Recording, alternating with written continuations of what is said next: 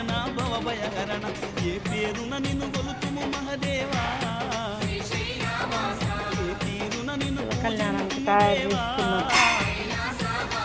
ఏ పేరున నిన్ను కొలుతుము మహదేవా ఏ తీరున నిన్ను పూజింతుము దేవా